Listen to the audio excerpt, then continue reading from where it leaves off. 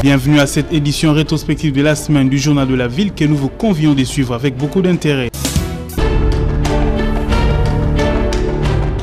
L'intersyndicale nationale de l'administration publique INAP donne un ultimatum de 72 heures au gouvernement congolais pour convoquer la commission paritaire. Et si jusqu'au mardi 29 septembre 2021, rien n'est fait par le gouvernement, l'INAP va convoquer l'Assemblée générale à la place Golgotha où elle va déclencher un mouvement de grève dans toute l'administration publique. C'est à l'issue d'une Assemblée générale avec les 600 délégués réunis dans la grande salle de Fatima Gombe que cette décision a été prise. Fidel Kiyangi Matangila est président de l'Intersyndicale nationale de l'administration publique. L'Intersyndicale nationale de l'administration publique, INAP en sigle, a convoqué tous les 600 délégués de l'administration publique pour une communication. La communication consistait à les préparer à une éventuelle convocation de l'Assemblée générale à Golgotha des agents et fonctionnaires de l'État présents dans la ville de Kinshasa.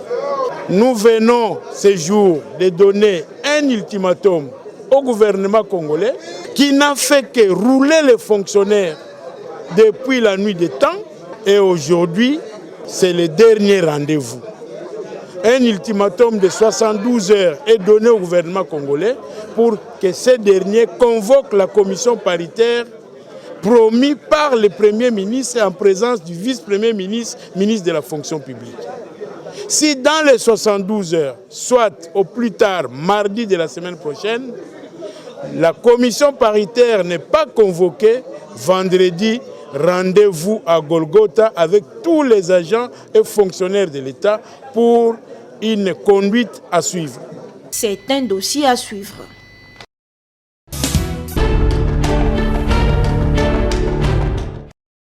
Clôture ce vendredi 24 septembre 2021 à Kinshasa de la promo scolaire nationale 2021 par le ministre de l'Enseignement primaire, secondaire et technique, Tony Mwabaka Zadi. Durant 3 jours, plus de 350 participants venus du secteur de l'enseignement ont pris part à ces travaux dont l'objectif était d'évaluer les sous-secteurs de l'enseignement primaire, secondaire et technique pour les années scolaires 2019-2020. 2021 et planifier les actions à mener au cours de l'année scolaire 2021-2022. Plusieurs recommandations ont été issues de ces travaux, parmi la consolidation et la pérennisation de la gratuité de l'enseignement des bases. Prenant la parole à cette promo scolaire, le président de l'Association nationale des parents d'élèves et d'étudiants de la République démocratique du Congo, David Steve Diaté-Zouampongi, a attiré l'attention des participants sur l'importance de la promo scolaire et félicité le ministre de l'EPST, Tony Mwaba, pour son engagement. Nous sommes des chevronnés du secteur de l'éducation. Mais c'est pour la première fois que nous voyons un ministre, en l'espace de 4 mois, faire autant de réalisations. C'est qu'il a vraiment la volonté de réussir et de nous accompagner dans la gratuité de l'enseignement tel que voulu par le chef de l'État.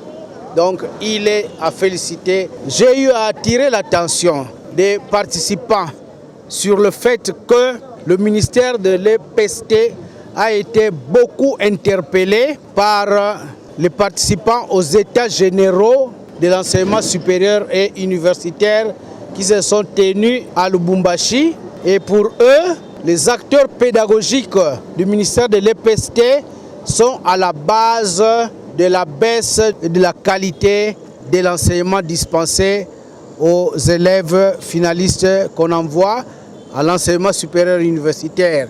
Tout cela à cause du système des écoles de 100%.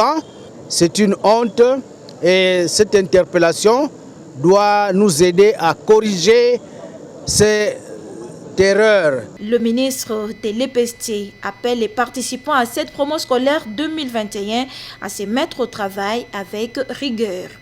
C'est comme ça que je vous invite en ce moment précis, après toutes les réflexions menées, à vous mettre au travail sous le sceau de la rigueur et de l'excellence. Le ministre a par ailleurs confirmé la rentrée scolaire pour le lundi 4 octobre prochain, dont le coup d'envoi officiel sera donné en Bujumaï, au Kasaï oriental.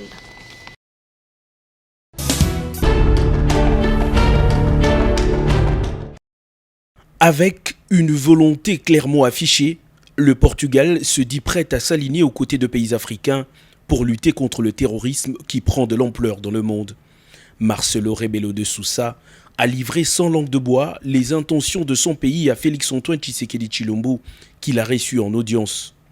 Le président en exercice de l'Union africaine et le chef de l'État portugais ont également évoqué le renforcement de la coopération entre Kinshasa et Lisbonne. Le combat au terrorisme, c'est une chose qui nous préoccupe à tous les deux, et à nos États, et à nos peuples, partout, les nouvelles formes de terrorisme, leur financement, leur projection. On a parlé de ce fait dans le continent africain, mais c'est une réalité mondiale qui concerne tout le monde. Ensuite, on a parlé d'autres sujets importants à cet égard. Ce qui se passe au Mozambique. Et tous les deux, nous accompagnons la lutte des autorités de Mozambique dans leur lutte contre le terrorisme. On a parlé de la situation dans la région du Sahel, au Mali, en République centrafricaine, où les Portugais sont. Nos troupes, elles sont là. On a parlé de la coopération dans d'autres domaines entre entreprises portugaises et congolaises. C'est le cas des infrastructures, des renouvelables et d'autres domaines du digital. Julius Maada Bio, président de la République de Sierra Leone, a lui aussi profité de la présence de Félix-Antoine Tshisekedi à New York pour obtenir un moment d'échange sur les questions de coopération bilatérale avec la République démocratique du Congo. Le président du Sierra Leone n'a pas tari d'éloges sur le leadership du président en exercice de l'Union africaine, grâce à qui l'Afrique trouve des solutions concertées à ses problèmes, disait-il avant de quitter le bureau du président Tshisekedi. Les questions diplomatiques étaient également au rendez-vous des échanges entre le ministre des Affaires étrangères du Rwanda et le président de la République démocratique du Congo. Vincent Biruta et Félix-Antoine Tshisekedi ont fait notamment un état des lieux des relations de voisinage qui les unit par le partage de frontières. La RDC, avec son nouveau visage, continue d'attirer l'attention.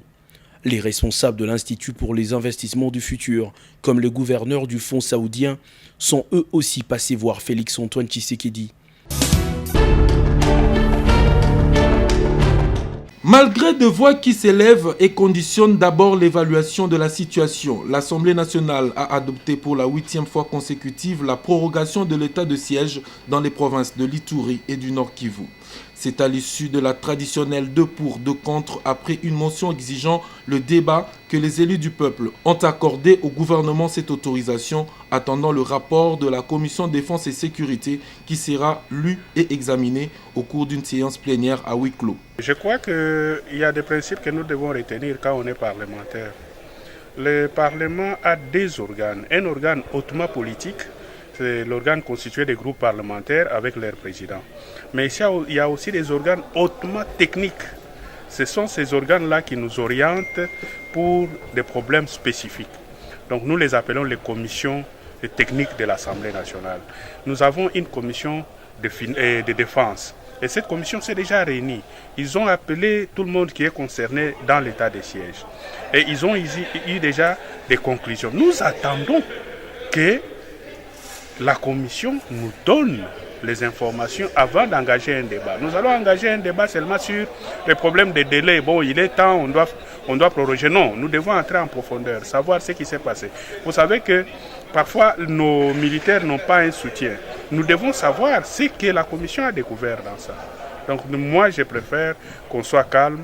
Un huis clos sera organisé bientôt et pendant ce huis clos-là, nous allons savoir qu'est-ce qui se passe. Bien avant ce vote, les élus du peuple se sont penchés sur le projet de calendrier de la session ordinaire de septembre 2021, reprenant à la fois les matières non législatives, législatives et les nouvelles matières.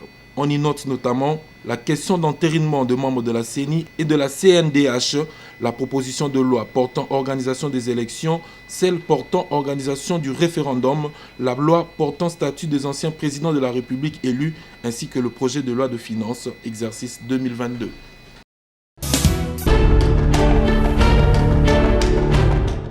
Réunis en panel des ministres, les différents membres du gouvernement présents à la 5e édition du Forum sur l'énergie tenu à Lubumbashi ont abordé dans le même sens pour booster le secteur énergétique, facteur de développement en RDC. INGLA, c'est un grand projet qui va couvrir les besoins non seulement de la RDC, mais de l'Afrique.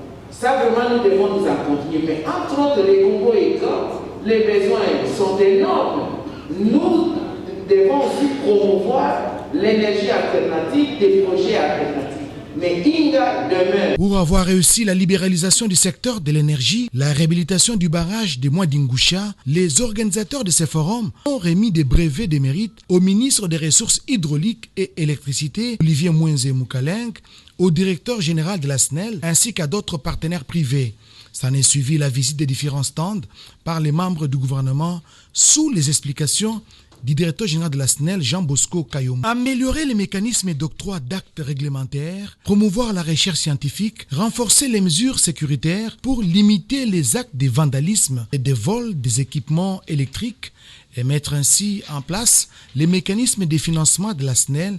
Ce sont là les quelques résolutions des travaux de la 5e édition du Forum sur l'énergie. La clôture est intervenu ce samedi en présence du vice-premier ministre, ministre de l'Environnement, ainsi que de la ministre d'État en charge des PME, ministre des Ressources hydrauliques et électricité, sans omettre celui de l'industrie. J'encourage encore une fois les investisseurs, les acteurs du secteur, particulièrement l'investissement congolais, le ministère et le vôtre. C'est pour montrer l'implication de notre gouvernement dans la mission qui lui a été confiée d'améliorer la desserte en énergie électrique. C'est sur ces mots que je déclare clos cette 5e édition. La 6e édition se tiendra dans une zone où les besoins d'électricité se fait sentir. Je suis à l'aise, il n'y a pas de problème. Je n'ai eu aucun effet secondaire et je me porte très bien. Après la vaccination des autorités de la République démocratique du Congo, les citoyens congolais ont compris l'importance du vaccin. Ils se mobilisent tous les jours devant les centres de vaccination pour recevoir leur dose de vaccin et la demande s'est fait sentir. Et pour répondre aux besoins de toutes ces personnes candidates au vaccin, un autre lot de vaccins Pfizer arrive ce jeudi à Kinshasa, précise le professeur Jean-Jacques Mouyembe, coordonnateur du secrétariat technique de la riposte contre la COVID-19, au cours de son point de presse de chaque mercredi à Kinshasa. J'étais en contact avec le directeur du programme élargi de vaccination. Elle m'a dit que la demande est forte. Et moi-même, je le sens ici, au poste de l'INRB. Le docteur Moussoko, qui s'occupe de la vaccination ici à l'INRB, m'a dit qu'en moins de 3 jours, il a déjà vacciné plus de 140, ce qui était rare auparavant. Et donc, il y a vraiment un engouement pour la vaccination. Et je félicite ceux qui viennent se faire vacciner parce que c'est très important. La vaccination, c'est une intervention de santé publique qui est importante pour mettre fin à une pandémie de l'ampleur de la COVID-19. Je vous dis aussi que Pfizer arrive demain soir. Le lot de Pfizer arrive. Donc nous aurons AstraZeneca déjà qui est là, Moderna qui est là, Pfizer qui est là, et vers la fin du mois, ce sera Johnson & Johnson. Et même si vous êtes vacciné, les gestes barrières doivent être les premières mesures pour lutter contre la COVID-19, insiste le docteur Mouyembe. Mais la vaccination toute seule ne peut pas mettre fin à cette pandémie. C'est ainsi que nous devons continuer à pratiquer les premières mesures qui s'imposaient, c'était donc les gestes barrières. C'est donc en combinant les deux, vaccination et gestes barrières, que nous allons mettre fin à cette pandémie et revenir à notre vie normale. Les cas à COVID-19 sont en baisse, bien sûr, mais il faut rester vigilant pour ne pas connaître la 4e vague de la COVID-19, a-t-il martelé.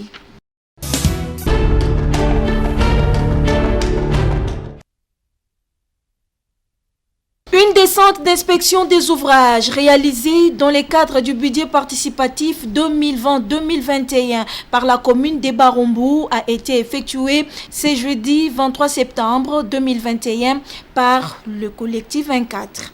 Cette équipe, composée du président du comité budget participatif Barumbu, du bourgmestre de cette commune, Guillaume Ilunga, et des membres du collectif 24, était dans plusieurs endroits pour se rendre compte du travail abattu par la commune de Barumbu et ce qui reste à faire.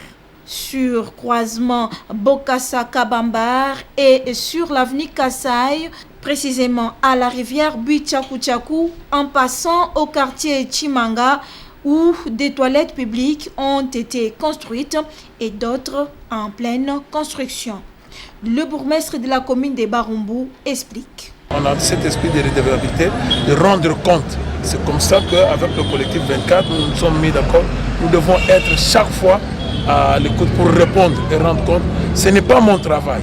Moi, je ne suis qu'un simple animateur, je ne suis qu'un simple organisateur. C'est comme ça que nous sommes venus dans le cadre de faire voir à chaque étape, là où il y a des réalisations, là où il y a des difficultés, là où il y a des complications, c'est à nous de rendre compte parce qu'ensemble, on doit faire converger les efforts pour que la population se retrouve. Parce que tout ce que nous sommes en train de faire, celui qui reste gagnant, c'est la population. Et pour le président du comité budget participatif, je crois que nous pouvons être satisfaits. C'est vrai que sur 100%, on peut parler quand même de 55%. Il y a lieu que les gouvernements provinciaux mettent la main dans la pâte. Et là, au moins, nous disons bravo au collectif 24. Ça, c'est déjà un bon apport. Et le collectif 24 revient sur l'importance de cette tournée d'inspection. Et vous allez comprendre que le budget participatif fonctionne avec une touche où les autorités prennent les priorités de la population à travers les forats des quartiers. Mais il y a un aspect qui a toujours manqué, l'aspect suivi. C'est pourquoi dans ce cas de projets d'appui au gouvernement vert, le collectif 24 a voulu appuyer les comités budget participatif de Barumbu pour faire le suivi, inspecter, voir, palper avec les doigts les réalités, les ouvrages réalisés sur terrain. Le même exercice va se poursuivre dans d'autres communes et c'est dans le cadre du projet d'appui au gouvernement ouvert dans la ville de Kinshasa.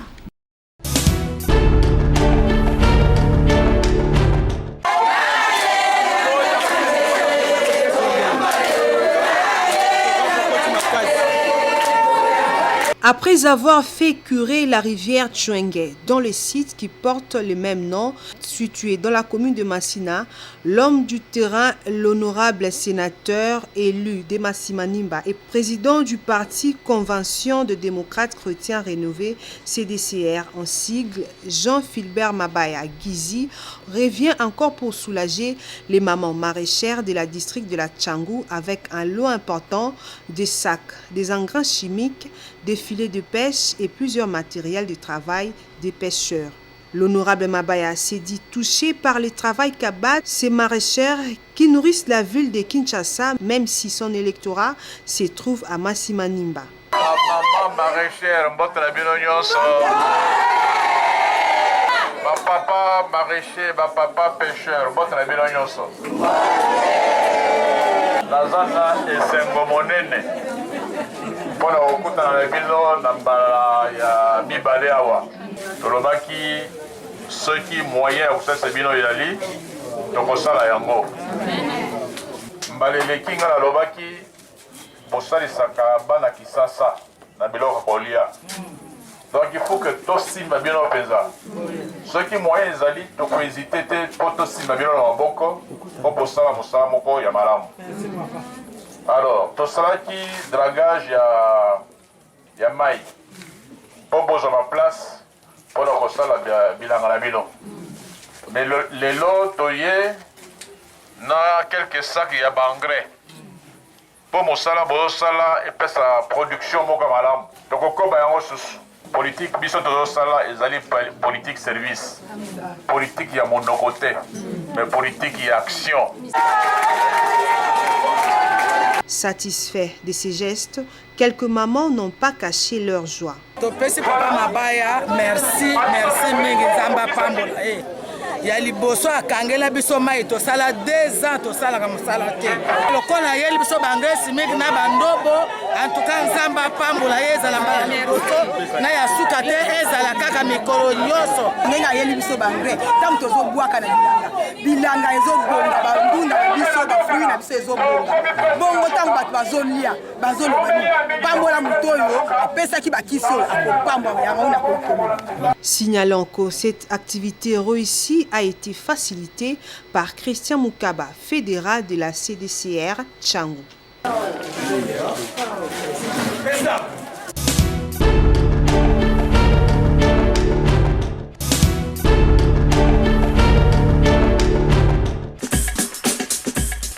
Fin de cette session d'information rétrospective. Merci de l'avoir suivi et déjà bon début de semaine à tous.